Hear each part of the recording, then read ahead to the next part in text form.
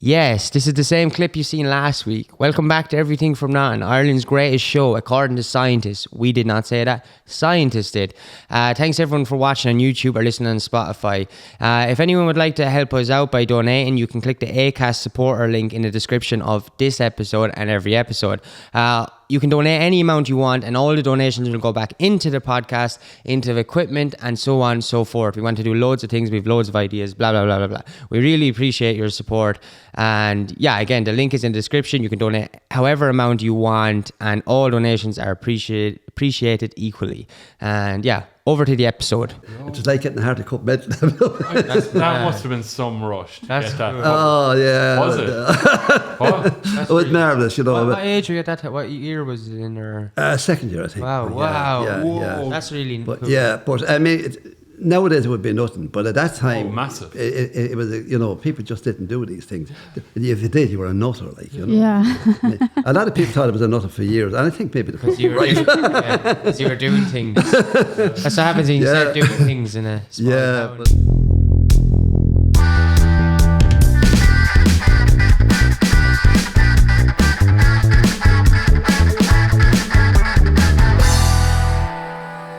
Welcome back to Everything from Nothing, Ireland's most colourful show. I don't know why, because we're trying to get the lighting working on the cameras, and I think it is a colourful show. Thanks everyone for watching on YouTube or listening on Spotify. We really appreciate it. And if you wanted to support the show at all, we just started selling t-shirts and stuff like that with our designs, and the link is in the description. So thanks everyone for watching, and Okay, this week we're joined by Thurles' most famous journalist stroke poet, Mr. Tom Ryan, and he's just brought out his new book, which is just in time for Christmas. It's The Cup of Sugar Days, and it's warm-hearted tales of a newspaper man. So, Tom, like you've got stories here about everybody, every character from the town and everything going on. It's all related to Thurles, most of it, isn't it? Predominantly Thurles. That's it. That would be my marketing area. Yeah, you were just telling us how you came up with the name The Cup of Sugar Days. As I said, it was customary years ago in hard times for people to be going next door for a neighbour, people very neighbourly, extraordinarily laboury by today's standards, and borrowing a cup of sugar, pinch of tea, or a sup of milk, maybe till maybe the children's allowance to them, or this kind of thing. Everybody was pretty much supported one another, and it was taken for granted that you go into a house and you could borrow something, or, you know, as I said, you never actually, you didn't really borrow it, you just got it. Like, but if they asked you, you do the same back. It was intercommunal stuff, like a community spirit of a high order. Thurles had once, I suppose, one of the finest. It was one of the finest examples of community spirit, particularly in the 60s and 50s, and it probably in before in other ways. But there was something about those years that were the. I remember in the 60s, I was a member of possibly about 64 different organisations. Wow. Yeah, you know, secretary of one. All from around the town, like? Yeah, from the Thurles area. Wow. And then some of the county boards, the Holt area and things like that. Yeah. But so I would have met with a lot of people, and it was always, especially when I started writing for the paper, Tipperary Star. Sean Edmonds was asked me to write for the paper, and he said, "You seem to know everybody in town," because which I would have at that time in the 60s. And he says, maybe you might write something for us, because we can't. What was the name of the paper at the time? Tipperary Star. It was the Tip Star, okay. Yeah, but he said, you know all these people, and we could never get Thurles news from Thurles. Yeah. And I found that extraordinary, but that's what he said anyway. So he said, we think you could get the Thurles news. And so that's when I started off doing the Thurles news in the Tipperary Star. Did you put a heading on your column back then? Or? Didn't have a column then. Okay. Actually, I was looking to get a paragraph then, because Sean, I remember Sean was... Sean had written a book, The Gun, the Law and the Irish People. Yeah. Sean had been in the IRA in the 1950s, the 56, the 62 campaign in the North. Yeah. Very strong Republican, and I had great sympathy with him on that score at that time. But anyway, he asked me to call up to his flat, which is Mitchell House now. Yeah. And we had a chat, and he said, "Would you write 2 paragraphs for me for next week and come back again?" Brilliant. So, of course, I had come back from England, and I pretty much thought I knew a lot of things. And I thought I was insulted by asking to write a mere 2 paragraphs. Right, okay. Yeah. And, I wouldn't even do that in the primary school, almost insulted, So I brought back 6 paragraphs. Oh, man. 6 different little pieces of tidbits. Lovely. And, okay, he says, up to now you've been PRO of this and PRO of that around the town. That stops. From now on, you're a journalist. Now, okay, you have 5 bloody words there. 4 words, that could be then said in 4. You have a 6-letter word there. There's a better one. There's only 3 letters in it. 6-letter word. Wow. And this was going on. And this went on for the whole bloody night until 2 in the morning. We still only got to 3 paragraphs. Wow. Back again another week and another 3 paragraphs. Standard was high. Absolutely, absolutely. And but thankfully I measured up to him anyway. So then he said, asked me to do a bit. Could I do a column then? The Thurles News column, and so I did that. So I got to know Thurles even better then. Was yours wasn't Rural Rambles, was it? No, that wasn't. I did Rural Rambles column. I did that's different columns. I did Thurles Diary, and I did Entertainment Spotlight. That's right, my Thurles Diary. I remember that. But what sort of stuff would have been in the Rural Rambles? What was that about? I suppose when I came back from England, I had been in England for some years, and previously I'd been in Dublin before that. Yeah. But, I noticed I used to travel around. I turned around everywhere, obviously because I had no car. But I didn't see a car until 1979 when I got married. But anyway, it's... I used to ramble around the country all over the place. Tumming here, tumming there, up the mountains, down the valleys. And I noticed that there was an extraordinary amount of talent everywhere. There was. Musicians, singers, writers. It's great ballet groups and everything, wasn't there? Historians, all sort of things. Yeah, it was the 60s was the ballad era, the big boom of the ballad boom of the 60s. And I said, these people, nobody seems to recognise them. Nobody hidden away, cases, they don't get any acknowledgement of their talents. Yeah. And I says, I decided then and then that I would write about them, And it says, and maybe more people know about it. No, something like that was going through my head, not specifically exactly that, but that's how it all began then, sort of going around the countryside then. So I kept doing that. So I was tumming for years after that. And what about Thurles for ballads and stuff like that and music and? Thurles, your dad's Billy's, your uncle's pub was brilliant. Was it? Anne Harberty, the writer, Anne Harberty, poet and writer. But she said that it was probably the most cultured place in all of Ireland. Did she say that? Anne Harberty, yeah.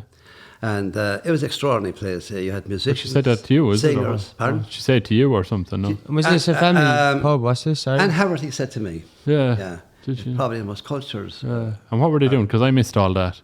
Hell, you did. Oh, you did. It was good. Where are you talking about? Sorry. It's not there anymore. You had...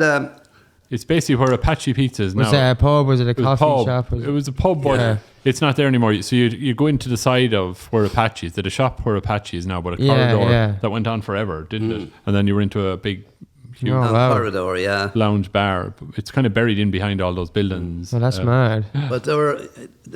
Actually... the Pecker Dunn and a few of them were there, wasn't there? They came from different parts of the country. And the folk column, Gerard O'Grady was a folk music columnist with the Evening Press at the time. And Gerard O'Grady, he's a different Gerard O'Grady from Holy Cross. But Gerry used to be there, and RT people were there. And were they? Yeah. It was a mecca for anybody who had this was the 60s. In Thurles. I had been in London in the 60s, and I could see that Thurles was heading in another direction when I came back. The Thurles I left, Wow, okay.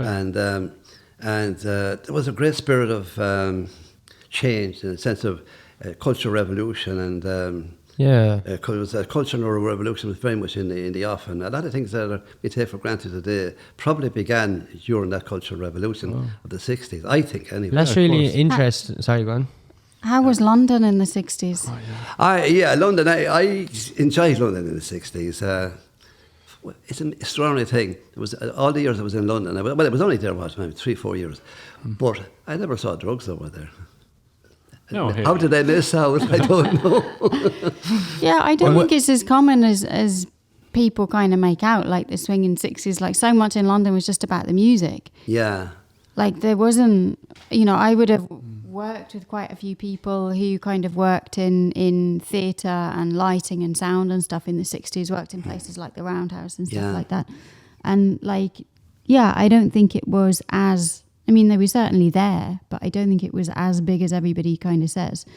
Yeah, probably not. It was quite innocent times in a way, really. Probably a case of who you know or something. Yeah, because I didn't really go near the city. I lived now on the suburbs there, Surrey and around that area. There was a lot. People spent a lot of time going out and hanging out. Like there was, the similar stuff. People had more disposable income and things like that. So there was a lot more socialising and shopping. A lot more easy to get work too. Yeah. I remember billboards. Join us and help to boost Britain's exports. Okay. And there were actually people hired to drag you in off the street and say, "Would you work for us, please?" They were nearly bribing you to work for them. And what did you work at? That's a fact. What did you work? I worked at everything. I went over. I initially started with Decca Records. Oh, did you? I worked for Decca Records. Did you? Yeah, when it was on Chiswick High Road. In Malden. Sorry? In Malden. No, when I was out, was on Chiswick High Road. So it was a branch of Universal by the time I got there, and it was the classical branch of Universal. Yeah. I was just humping big crates, and up in trucks. Wow. For export. It was Decca radar first. That was the radar for ships and whatever, the Royal Navy and that, and signed the Official Secrets Act and everything. Yeah.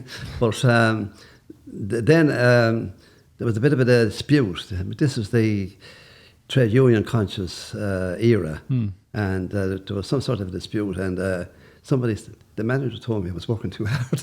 You were working too hard? Whoa. Jesus. Yeah, actually working too hard. And that's rare. You need to be pulled up on that. You can't have that kind of crack going on. Do you want me to do Silent Night, Holy Night? You had to do that to get the speed right.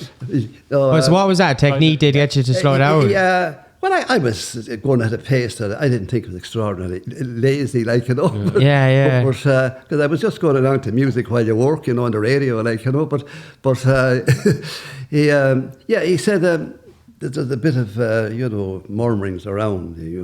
We got a worker in our midst, and we don't like it. Yeah. So he said, I tell you, I think he gave me a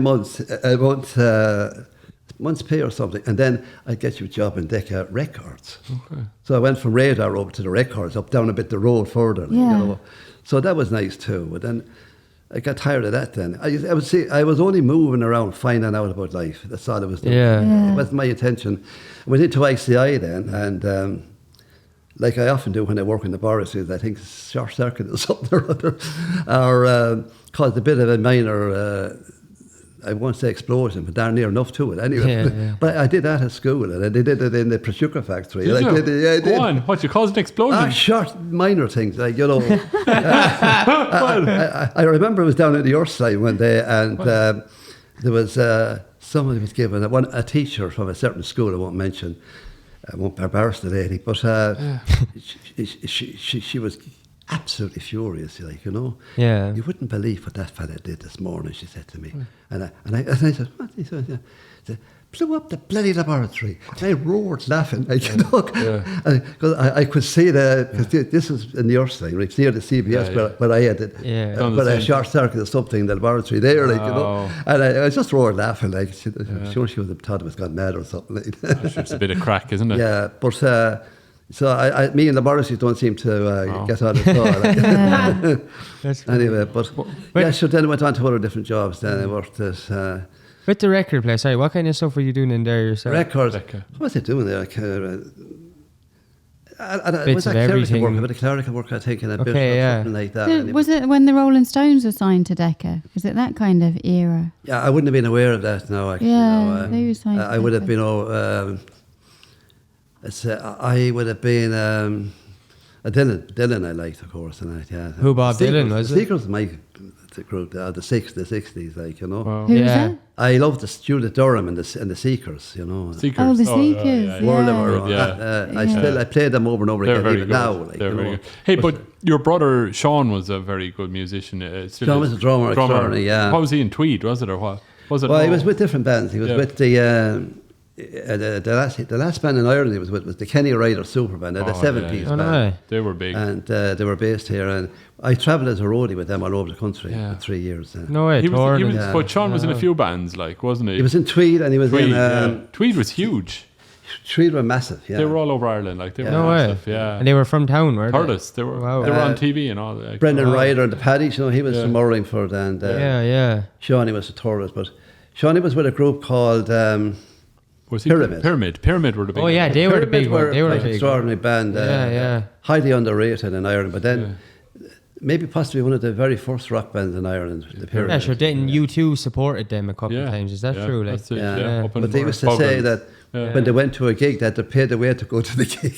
yeah. You know, they had to hire a lorry to go to and pay him, like, you know. So but yes, they used to do the Trinity College Dublin gigs, like, you know. Wow. I remember one particular gig that they had a poster, and the lads were top of the bill in the poster, and then one at the very bottom was Bob Geldof. Oh, yeah. Wow. Yeah, that's mad. Poor little Bobby was trying to get I going. love telling that story. Yeah. I'd love to see that poster again now.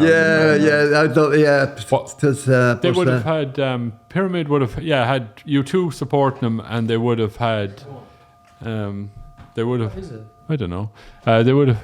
You're not sitting on a phone. I am bloody well. Sorry, no, it's okay. It's okay. I just thought it was a doorbell. It's all right. It doesn't matter. It's not doing any damage. But anyway, I'm always sitting. Pyramid would have had U2 supporting them and would have had Bob Geldof supporting them, wouldn't they? Yeah, Pyramid or Tweed. Was it Tweed or Pyramid? Which of them? One of them. Never heard. Pyramid were into that kind of thing. It was Pyramid. Yeah. But the two of them were massive, and your brother drummed for both of them. Yeah, John was a great drummer. Yeah, he's in Texas now. Is he? He is. Does he still play the drums?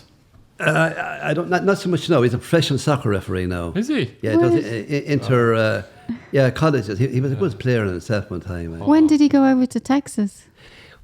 He went over to Los Angeles and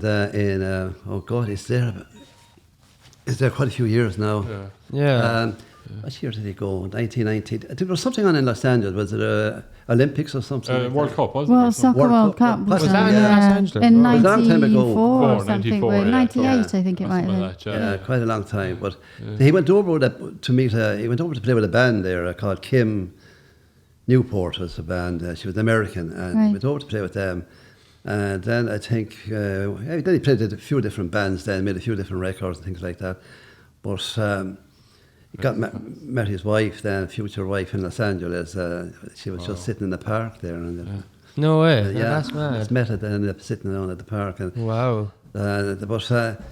he worked with different bands again, but then he became involved then with the soccer, and he's always loving it now. That's really cool. That's really cool. Yeah, How is he finding Texas? Like, is he? well, he loves Texas. He likes America. Yeah. I always liked America myself. So have you been I there? wouldn't be one of those anti-American people. I love the States. Have I've you never been in the spent States. you've never been there? I've never been there, but I like the American people. Like I I like what they bring to the world. Like, I really do. It's We literally wouldn't be doing this now if it wasn't for America. That's true. Like, you know, it's well, they we brought hear a lot of there are a lot of good things about America that are forgotten about. Absolutely, yeah. I mean, after the war, the Second World War, I mean, the Marshall Plan, and they came to the rescue of Europe, and Europe bombed to bits, like, That's you know. true. Yeah.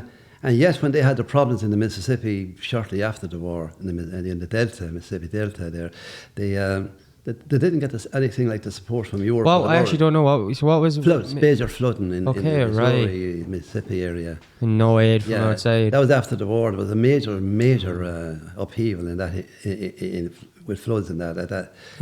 After the Second World War, but they didn't get anything like sympathy that they were given to Europe. Like That's mad. Yeah.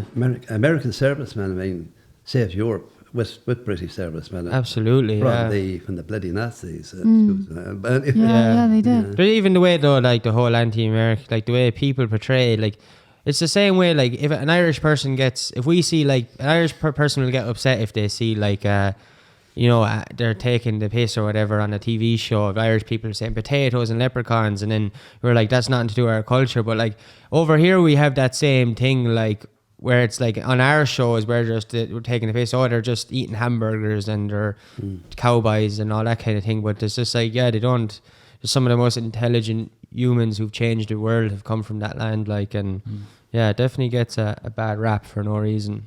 I'm just looking at this book as well. So, like, you've got some really good stories about people that we've had on as well. You've Dominic Moore on it. You've Teresa Crow. Yeah. You have Achille Orlandi playing for Inter Milan. We forgot to talk to him about that. But it's all really well written. We're not good at this. Yeah. So we should read your book before we have the guests on. But who else have you got stories about in there? Sorry? Who else have you got stuff about in the book?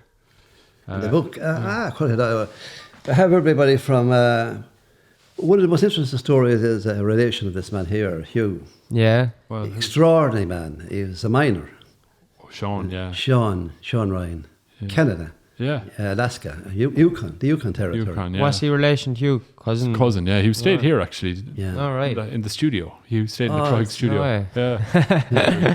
Well, really extraordinary. He was it his uncle or his granddad? I forget now. His left Clonalty Rossmore, yeah. His grandfather it would have been. And paid for the doors in Holy Cross Abbey. So that's right. What's the story with the mining? What's the... Yeah, he went out to, Sean went, I think it was mushrooms. He went picking mushrooms, yeah. He mentioned mushrooms. He set up a business and I think it failed. Yeah. Fortunately for him. First attempt it failed, yeah. Was that in Ireland? In Canada. He went... Canada, Yukon territory. He'd follow fires. If there was a fire, he'd know that a day or two later there'd be mushrooms. It wasn't those happy type of mushrooms. It was kind of, I don't know. They were... they just food, like... He went picking them and they're really valuable and exporting them to... Was it China or Japan or where was it? I'm not quite sure. He didn't say that now, but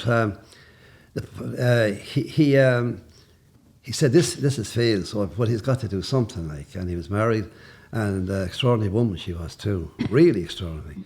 And he decided to go. He'd heard a story about a mother lode of a gold mine, like, a mother lode of gold. Yeah, it was a legend of the Yukon about this mother lode that nobody could find. Yeah, and modern technology was used extensively to try to find a mother lode and failed.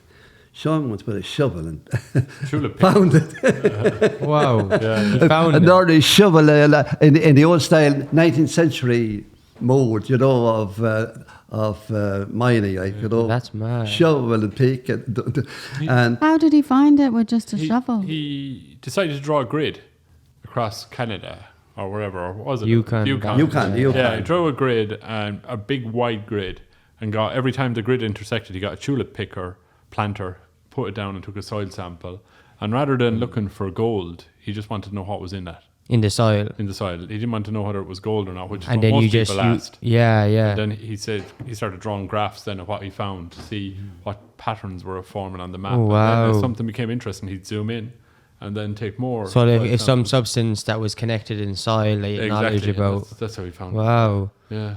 So there are probably minerals representing so that. he found a big pile of gold. He did. Yeah. And he's... Where's it gone? In his pocket. Oh. That's right. He must be a multi-billionaire now at this stage. I don't know, yeah. They say it was half of Canada, some people say. That's mad. Is he still alive? Maybe that's a legend too, but anyway. Here.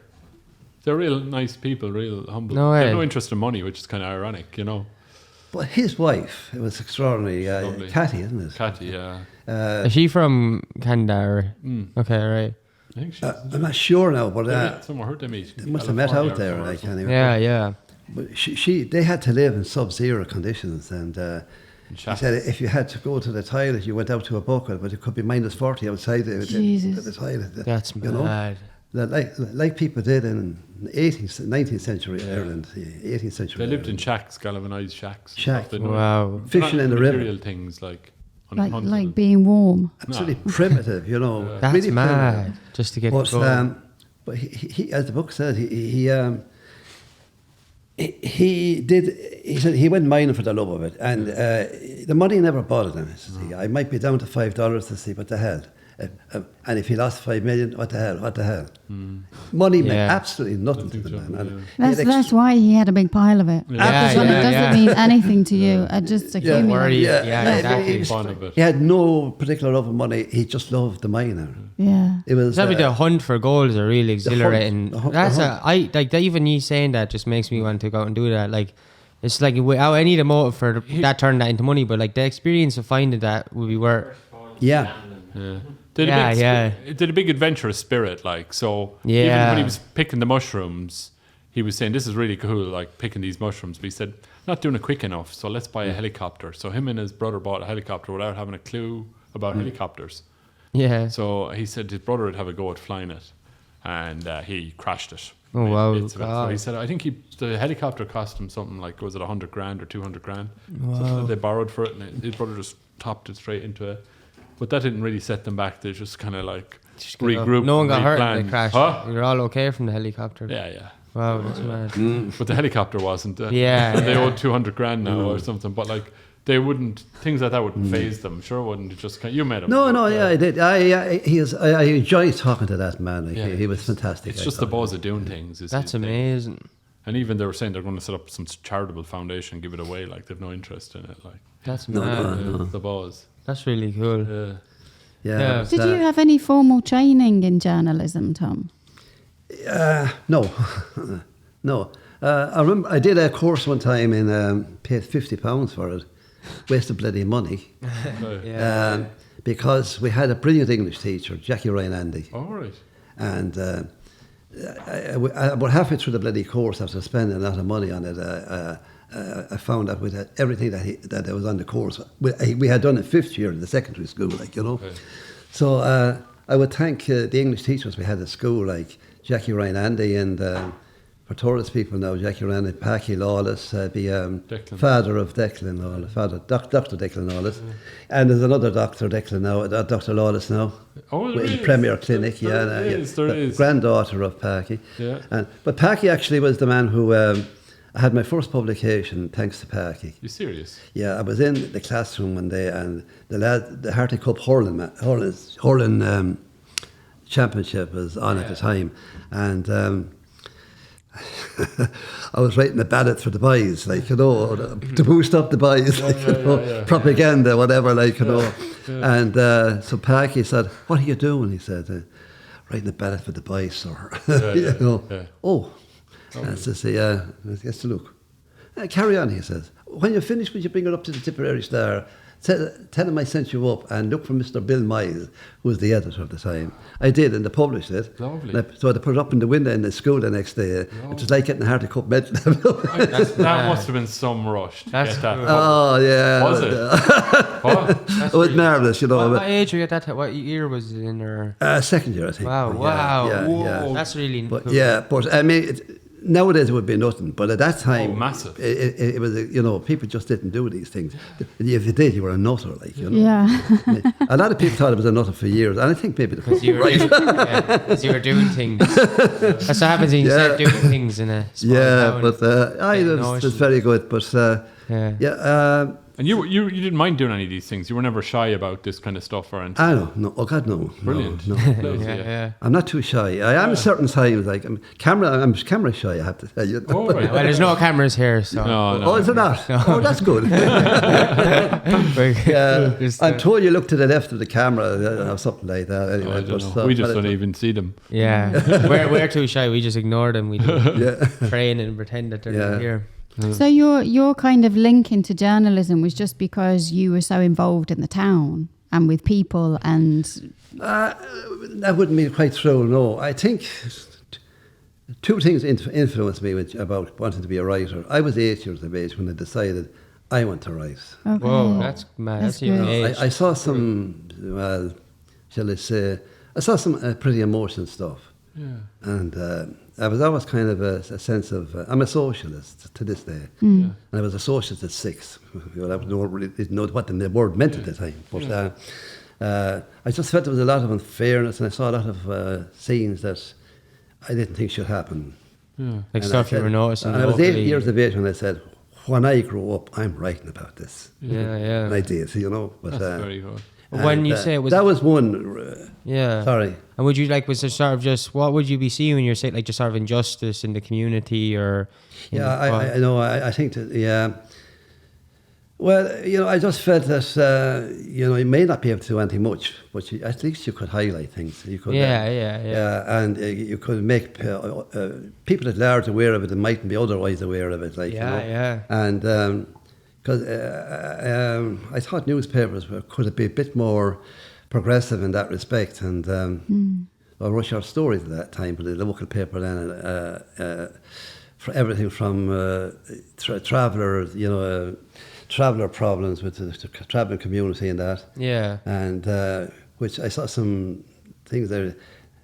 I saw some pretty contentious stuff and controversial conversations in relation to travellers. I remember one particular, I was sent down to the Hayes Hotel one time, and I heard a lot of talk there that was anti-traveller. I was horrified. Well, so a group in the community got together. I was horrified at what I heard, And, and it was very funny afterwards because I wrote exactly right as it is, And but when I brought it up to the Tipperary Star anyway, Sean Edmonds, the man who I was speaking about earlier, I know I saw that when the paper came out, I was hoping to see the article, and it was reduced to about 2 or 3 paragraphs, I think. And it basically mentioned, they didn't mention any of the controversial stuff. I suspect now, looking back on it, maybe there was an element of possible libel action there, even though it was the truth, everything I wrote was the truth, But travellers then, I remember I used to teach in a traveller school, a volunteer. Myself and Mickey Small. Oh yeah. Mickey Small was a national teacher, and we used to teach travellers in the. I wouldn't be a teacher now, but at least we could do the basics, starting with the ABC books, And but down in the Ursuline. I know the place. There was a room in the cross. It was a library now, I think. Yeah, it is. But it was kind of a shed there. Across the yard. Yeah. But there was a shed. There was a specific traveller school that building was built for. Yeah. Was it? Yeah. Just in the town, there was a school. The Ursuline Primary School. Jesus Christ. But I felt this shouldn't be. No, definitely not. And I wrote a short story, and so they actually published the short stories. It was fiction anyway, I suppose, but. Highlighting there was a little kid who was horribly aware of what was going on in his own way for his age, And so there was things like that. So I was doing things like that anyway. But another thing that prompted me to journalism was I'm looking the wrong way here. I'm looking out that way. Okay. I saw a movie at a time called 24 Hours. It was an old movie, and in the film, there was this guy who fascinated me, and it was a guy who was about to commit suicide 24 stories up or something like that, and the crowds were at the bottom of the bed, looking up at the thing, and there was great excitement. The film was fantastic, gripping film, but there was one thing that caught my attention was. There was this guy going around, and he seemed to be able to talk to everybody, access all areas. It was a reporter. Wow. He also seemed to have getting on as well with the best looking board in the place. Oh, wow. And we didn't use the word board then, but anyway. Should have done. Yeah. Anyway, the finest young lady in the place. But so I said, I like that too. I was only 8, but I started early. So that's funny. So your 2 strong motivations are like a sense of conscience. Your 2 strong motivations were a sense of conscience. Conscience and women. Yeah. There you got it. Good. In a nutshell. A nice blend. Both of which it's nothing wrong with either. Yeah. Yeah. So when did you start although you had that interest in wanting to do it, how did you direct yourself more towards the writing? Did you actively undertake things that would take you down that path, or did it just... it's after the Leaving Cert, there was a magazine called, Gaelic Sports.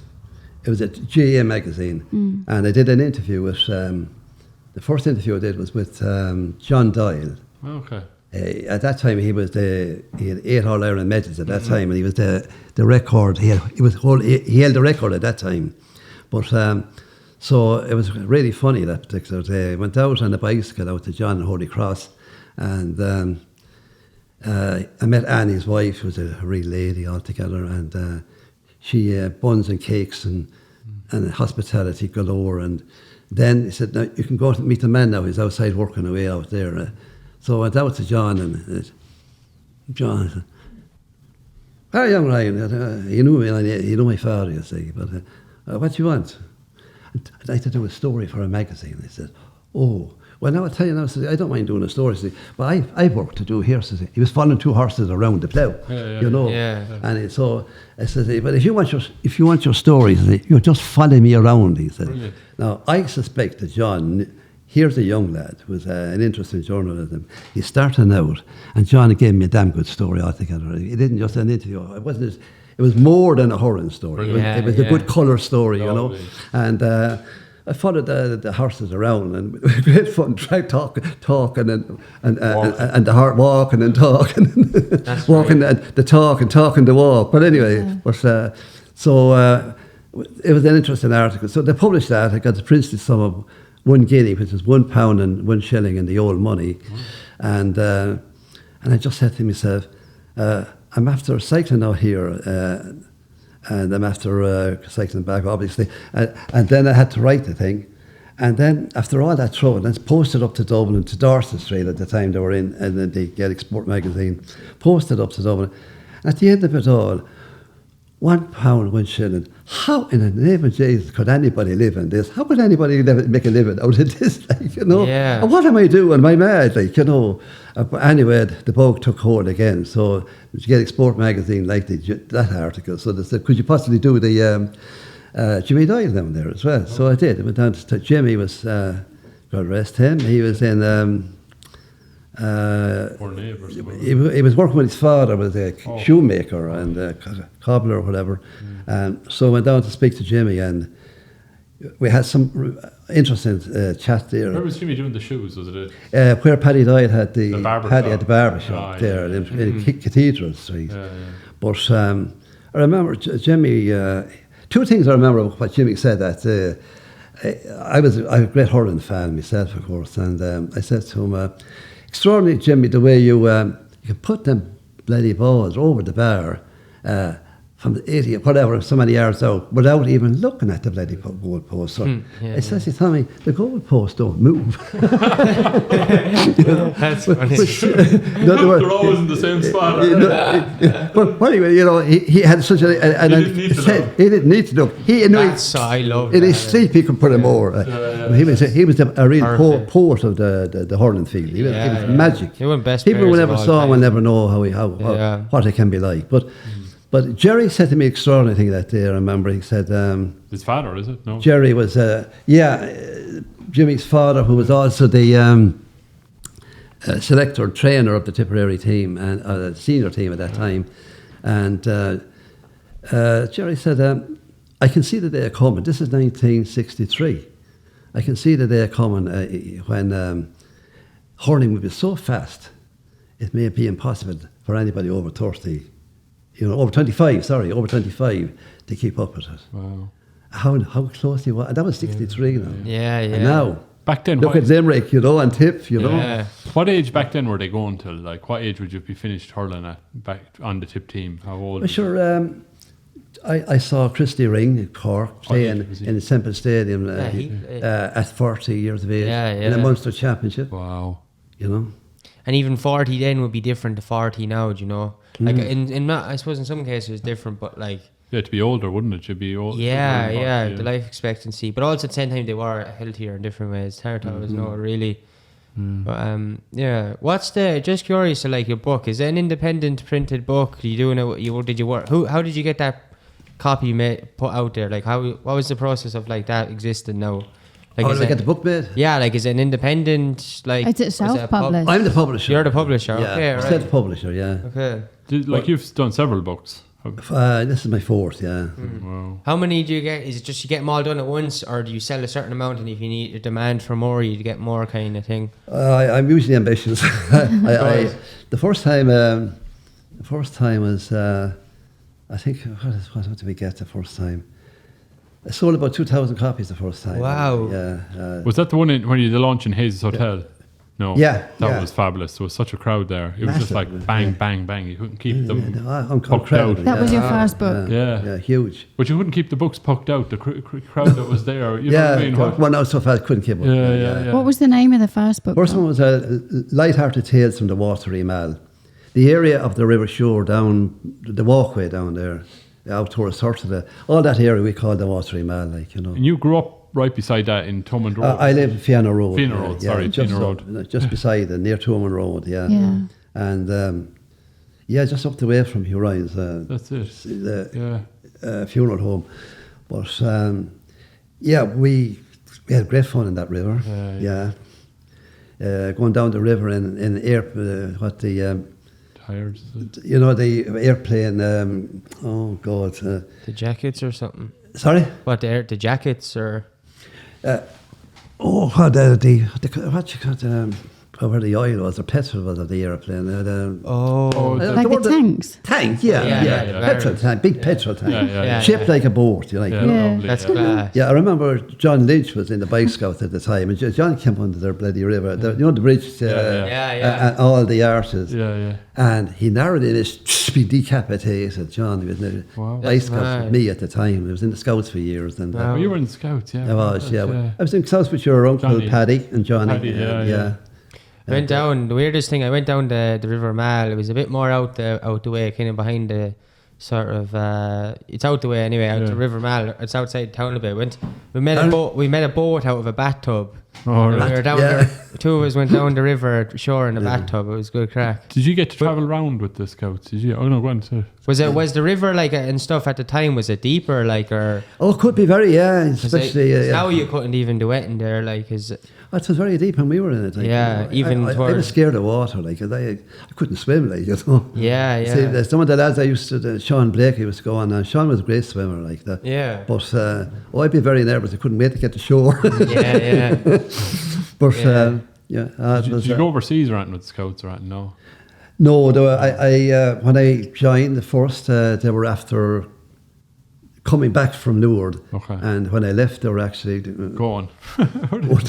Again. You missed Lourdes. I have an article, chapter on the Scouts on it. Have you? Yeah, Paddy and Johnny, they're all in it, like all the lads at the time. You had a bit of crack. It was great fun. It was great fun. Like, great training actually as well. It's such, although we did first aid in the Scouts, you know, and but I remember I was in a pub in Rains Park in South London, and there was a row broke out between a Manchester City fan and a Manchester United fan, who normally at the best of times were the best of pals. But when they came to match day, and all hell broke loose. So a major row developed, and one fella split one guy with a bottle, like, you know. So he was pumping, and I just. I said to him, I remember, first aid, stop the bleeding first, in the first aid, you know. So he was like trying to stop the bleeding first. I thinking I was doing great. Like, there's 2 cops come along then and a paramedic, and they said, name of Jesus, you're putting the glass, you're killing the man. Will you go away, leave him alone? Like, you know. Tell him you're in the Scouts, you're qualified. I thought you had to stop bleeding for Go away, says he. Like, That's funny. I presume he meant that glass might. I don't know. You know. Like you don't know what's in there if you just kind of wade in like that, and you can compress like too hard as well. You know, you got to be careful with it. You know, there may have been a bit of ego as well. You know, that a Boy Scout and an ex Boy Scout was going and doing their job. They'd like that. Funny. Should have could have killed the poor What motivates you to keep writing? Because like 4 books is a fairly... It's like a good number of books to get out. Probably have a lot more than that there, I suppose. I have a lot of plays written as well. I like drama. I worked in the theatre as well in London, and the Wimbledon Theatre. Okay. Yeah, and... that's a nice theatre. Yeah, that's... Stage hand there, yeah. Wow. That was a nice job. I would have left it. I would have stayed there, but unfortunately, the money was very small at the time. Yeah. Very little, and just about paid for the flat, like, you know. But the grub then you'd have to, it would be extra, and I know I couldn't do with it. So I heartbrokenly left the theatre. Right. And but then, so I said I went on to the amateur theatre then in my spare time, and New Mull, and then the amateur groups and that over there. And they were great fun over there, like they are everywhere, like Thurles and everywhere. Yeah. The thespian here. That's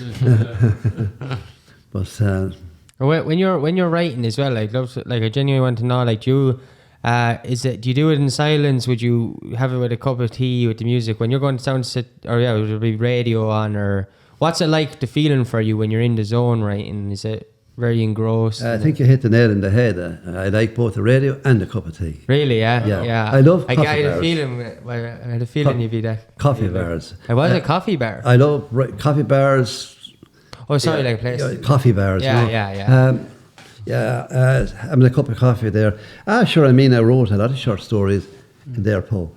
Yeah. No Hughes way. pub, yeah. Yeah. I did, yeah. I remember I wrote one, the drummer. Was very successful. That was very good story. very successful for me. The drummer was. Where was drum that kit, published? was it? Pardon? Where was that published? I was published in magazines, and I had it in Iron's Own, Iron's Eye, I had local newspapers here as well. And That's a Christmas story, is it? The drum kit, that one? yeah, the drum kit, yeah. But actually, Ludwig drum kit, wasn't it? it was Ludwig, yeah, Sean, my brothers, yeah. It was just a Christmas story about a drummer who was down on his luck, and not getting the gigs, and there's a wife there, and there's a call for money for this, that, and everything, and it's not coming in, and what's he going to do? So he has to part with his drum, which is his life, his soul as well, Yeah. And that's what the story was about. It's a love story, isn't it, really? It's a love story as well, yeah. That's I cool. love love stories. Yeah. I love writing them. What's your aside from your own books? What's your favorite book? Do you have a favorite book? I liked him. I liked John Steinbeck, Ernest Hemingway. Oh yeah. My favourite book, Margaret Mitchell's Gone with the Wind. Very good. Wow. I love that. Yeah. Plus, you never heard of that one now. Gone with the Wind is a famous movie, but it came from a book. Margaret Mitchell. It's the only book she ever wrote. Yeah. No, right. But she was with local history in the States, about the state she was in, and then she was in hospital one day, and she had read everything that was to be read, and her husband said to her, "But you not just write something instead if you can't find anything to read, write." Brilliant. And she did. She put her knowledge of history of the state she was from, and came up with Gone with the Wind, Yeah, one of the most famous movies. Yeah. Big ever. sweeping staircase. Yeah. Fancy dresses and all. The music, the tea music is fantastic, isn't it? Yeah. Yeah, It used to always be on at Christmas and stuff when we were kids. Still is, I think. Yeah, probably, yeah. Oh God, it's a fantastic. So you like, it sounds like you read and write for the love of it, like that. Oh yeah, I wouldn't do it otherwise. I know. Yeah. It's sheerly for the love of it. Yeah, the journalism we say when I got married, of course, the journalism for the mortgage and everything else, but and that's when you had to take big chances. When you were having a mortgage, you take. Because I worked with the dailies for years. I was of course, I'm always a freelance. I like being independent. Yeah. Well, Mr. Miles offered me a staff job 3 times, but I had a bit of difficulty with the ear, and the acoustics in Thurles Courthouse wouldn't be great at the best of times. And so I said that I'd jump at a staff job if I didn't have to do the court cases, because I'd be able to hear the bloody things, And obviously you can't write what you can't hear. Yeah, can't be making stuff up.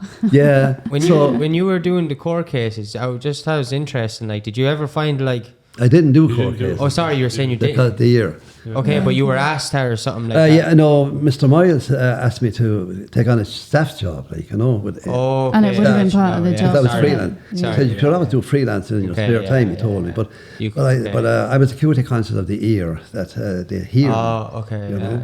I'd be okay in a 1-to-1, close up. But, or if there was, if there was, a court will know, because you can't You can't bring in technical equipment into a courtroom, like, you know. That shows integrity, though, on your part. I would have taken the job and made it up, but kept it all tame. And missing the most important, getting people locked away. Yeah. I would say, I would have said, no, it's grand. Yeah. Well, all fine. Bill Miles was a gentleman. He was a damn great newspaper man. He really was. He was the editor, was he? He style, yeah. Miles, what was his name? William Miles. Bill Miles. Oh, Bill. But we became huge friends, you know, really, really like family, you know. Oh. That's cool. Yeah. How do you think the newspaper stuff has changed over the years? Because there's been so many changes in journalism, like in the approach of it and kind of... I suppose the internet has made a huge... the social media and all that has made a big difference. And in what way? Well... I suppose I can only say that in my own, in relation to me now, I could, the way I operated before social media, I could have a story, right? And I could write a story for the Star, say a local, I could then, I would have an eye, always I had an eye, when you have a mortgage to pay, you have the eye on where you can make the money. Yeah. And the money is in the national papers, in the British press. Yeah. So I worked with the British press for years. And I took on myself. Yeah. Yeah, the Mirror Group, the Mirror Maxwell. Yeah. But I had, I remember after 25 years writing for the Mirror, one day one of the men, the accounts area, he said to me, you never had a bloody holiday. He said, you never had a... Some of these perks of the job, you don't seem to be getting them. I said, you never had a holiday, says he, and you're here 25 years. Who took you on? I said, I did it. Yeah. So what happened was with a lady was born on an aircraft halfway between, she was from Gurtnahu, up the road here, and between Ireland and England and Patrick's Day, you know. Wow. That's cool. So it was a nice story. So I rang up the Mirror and Liam Kelly was the news editor at the time, and Liam was a decent guy, nice guy. I spoke to him on the phone. I rang him from outside Quinsworth at the time, Tesco now. Oh, yeah. Phone does the phone. It's around that area somewhere around. I remember ringing, and he said, told me, he liked the story. So put it over the copy, he said, and mark it for the news desk, So I did. And it was in, and I got paid, and everything was grand. So I just said to me, I just sent in the story, straight into the copy, into the paper, got paid. I could do that another time. Oh. I did it for 25 years afterwards. Wow. When did you finish doing it? I've never really finished. We don't retire. Well, yeah. I suppose, in one sense I am, but... you don't retire, I'm still writing away, went away to magazines, everything like that. But there has been changes, as you said. The social media was one thing. There's a lot of other things too. Personalities changed as well. And if I don't like somebody, I don't go on with it. I have to like people. I don't like working with people I don't bloody well like. Yeah. So I just leave. Mm-hmm. Yeah. I don't like the toxic atmosphere. Yeah. So largely, I suppose I would be sort of, an style of romantic in relation to newspapers and that. To me, it's a passion and everything else. And I don't like the way things have changed in the newspaper business. Whereas before, you could have a story and you could sell it to maybe to one paper, two papers or whatever, and that it was yours and that was it, and you got paid and all that. But now, sure, what are the hopes of getting paid if you give them a story now? Because they nearly bled. Some of them would be inclined to say, sure, we got that somewhere else. We saw that on social media. Yeah. So like the ethics and everything. So I just said, I packed it in. I just said, the hell with it, There's absolutely no integrity in integrity older media. And sense of, newspapers and news and all that. Well, of course, I suppose the dads of the newspaper industry, I suppose we were always called rogues, really. Yeah. But it's like that whole thing about honour among thieves. Like you might have been called rogues, but if there's a level of etiquette and honour in it. Yeah. I mean, in fairness, I met some of the greatest gentlemen and honourable people in the newspaper business. Yeah. There were people I would literally die for, and I mean die for them. I would. I would take the risk off. But There were a few others that I wouldn't be too keen on, but in the main, they were decent people, and the better they were, the more decent they were. I found, you know. So there's great people to work with when you respect people so much, and you see the integrity they have, and you see the ability they have, like, you know, and there were some wonderful people. I mean, Sean McCann of the Evening Press was extraordinary man. He introduced me to Dublin journalism. Sean McCann. His father, his son Colin now is a well-known novelist in America. Colin McCann. But Sean was a fantastic feature writer. He gave me a big break now with the feature. He was features editor at the time, and he asked me to do some humorous stuff for the paper, and I did. I was writing humorous articles and all sorts of things down the country, like, you know. So I asked him, why are you so interested in the country, down the country? And I said, that was me. He said, well, sure, the secret of the Evening Press and the Sunday Press is the fact that we recognise that not everybody in Dublin is born in Dublin. Okay. A lot of them, thousands of them, are born down the country, and there are also other thousands that weren't born down the country, and but they're in. That their sons and daughters have an affinity with the country, maybe aunts, uncles, and grandfathers, and the rest of it, like, you know. And they too have an interest in country stories and that, and in keeping in touch with the provincial Ireland, like, you know, which has been forgotten about, to my mind, by the national press for years. And that's the mistake they made. It is really, because, like, it's a big mistake. Most of Ireland is rural, really. You know what I mean? We're all country. The whole bloody country. Most of Ireland is not Dublin. No, but even Dublin isn't really tiny. Isn't city either. You know what I mean? It's like a big town. It's like a big town. Yeah. You're off O'Connell Street. Like, even then, it's still a big town. It is lovely old city. I love Dublin. Here, Mark. So I just think we finish up now. It's where can people buy the book? And is on. Do you have any? Bookworm, Thurles, Easons and Thurles. And would it make a good Christmas present, Tom? Well, I think if you, particularly if you're from Tipperary, I think. Yeah, I think it would. Oh no, I stand by it. I'll give it back to money if you don't like it. I guarantee. They look really lively stories in there. Like, you paint a good picture. You paint a good picture in there. For what I was having a look at, there's a real nice flow to the way you write. Yeah, it's really lovely, like. You can buy it in Bookworm in Thurles, yeah. Bookworm and Thurles, Easons and Thurles, Scanlons and Thurles. Excuse me, Minute Bookshop. Okay. But I think Bookworm as well have an online thing as well. So if you were in somewhere else, you could order it. If you go onto Bookworm's website, you could order it. I'd say, it's on their website, as well. And cool. We'll put it in the link in the description of this. So if people just below this video, you can click the link to bring you to the website. It's got like loads and loads of short stories and stuff. There's short stories, school stories, tales out of school, and short stories, poems, it's really cool. Features and humorous features, and stories from like your relation, your uncle. Yeah, you might find out stuff about your grandparents or something. We didn't know what they were up to. You never know. So thanks very much, Tom. That's really cool. Nice to meet you all. Yeah, you too. It was really good. And sure, I should have brought more books there, but I was going to say that to the lady. We'll the Londoner. There you go. Introduce it to her. I'll get you another one. You're okay.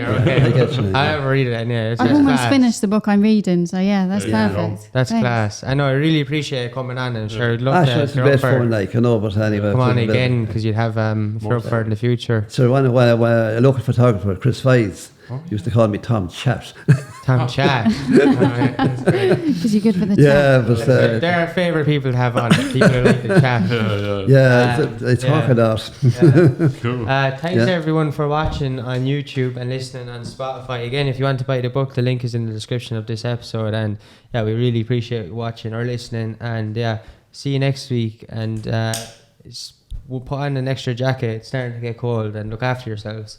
Right. See ya. Thanks. Bye. Bye.